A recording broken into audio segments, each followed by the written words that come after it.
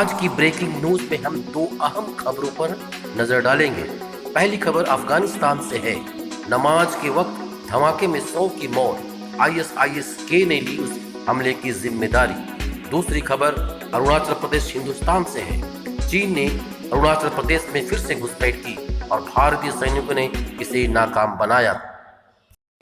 अफगानिस्तान के उत्तरी कुंदूज प्रांत में शुक्रवार को शिया मुस्लिमों को निशाना बनाकर मस्जिद पर हुए घातक विस्फोट में 100 लोग मारे गए, जबकि कई लोग घायल हो गए। इस आतंकवादी हमले की जिम्मेदारी इस्लामिक स्टेट खुरासान, जिसे आईएसआईएस के नाम से भी जाना जाता है, ने ली है। न्यूयॉर्क टाइम्स के अनुसार 26 अगस्त को काबुल एयरपोर्ट पर हुए आत्मघाती बस विस्फोट के बाद से यह आतंकी समूह आईएसआईएस का सबसे घातक हमला था, जिसमें लगभग 170 नागरिक और 13 अमेरिकी सैनिक मारे गए थे। रशिया टुडे की रिपोर्ट के अनुसार शुक्रवार का विस्फोट अफगानिस्तान के उत्तरी कुंदूज प्रांत में सैयदाबाद मस्जिद में उस वक्त हुआ जब स्थानीय निवासी शुक्रवार की नमाज के लिए मस्जिद में शामिल हुए थे। इस विस्फोट में अब तक 100 से अधिक लोगों की जानें जा चुकी है। स्पुतनिक ने चश्मदीद के हवाले से बताया कि मस्जिद में हुए विस्फोट में 100 से ज्यादा लोग मारे गए और करीब 20 लोग घायल हो गए। 15 अगस्त को अफगानिस्तान पर तालिबान के कब्जे के बाद से आईएसआईएस से जुड़े आतंकवादी हमले बढ़ गए हैं। आतंकवादी हमले में वृद्धि ने दोनों समूहों के बीच व्यापक संघर्ष की संभावना को बढ़ा दिया है।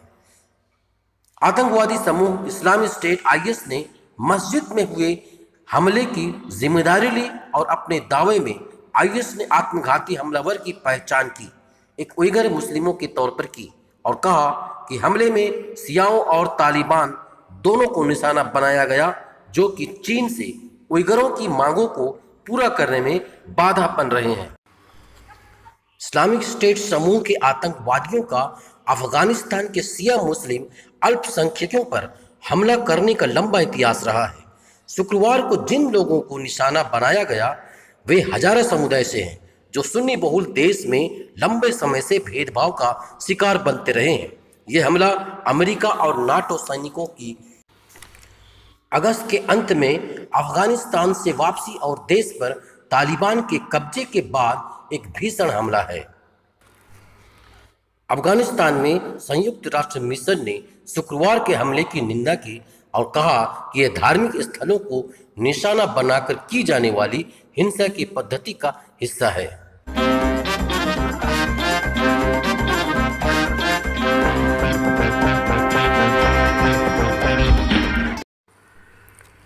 अरुणाचल प्रदेश में चीन की सेना ने एक बार फिर सीमा पार कर भारतीय सीमा में घुसपैठ की कोशिश की थी, लेकिन मुस्तैद भारतीय जवानों ने चीनी सैनिकों की इस कोशिश को नाकाम कर दिया था।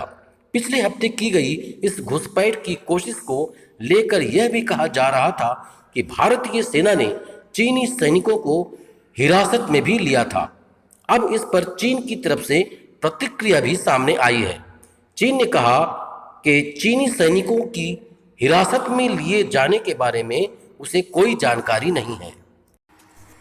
इस घटना की जानकारी रखने वाले भारतीय अधिकारियों के मुताबिक भारत और चीन के सैनिकों के बीच यह टकराव एक हफ्ता पहले अरुणाचल प्रदेश के तवांग इलाके में हुई थी।